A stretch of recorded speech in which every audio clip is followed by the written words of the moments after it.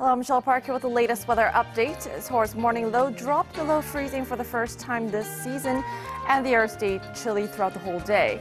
However, it's going to be even colder tomorrow, and the city of Paju, located north of Seoul, will see a low of -8 degrees Celsius tomorrow. And clouds are expected to blanket the nation and most parts of East Asia in the afternoon.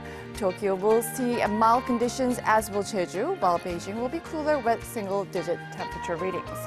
And tomorrow morning, Seoul will kick off to -4 degrees Celsius, Chuncheon at -7, while temperatures in Busan and Jeju will stay above freezing. The afternoon high in Seoul will peak up to 6 degrees, while Daegu and Gyeongju will both see at 9 degrees Celsius. And on Sunday, temperatures should slowly recover, and Seoul may even see some first snow of the season over the coming weekend. I'll leave you with the weather conditions around the world.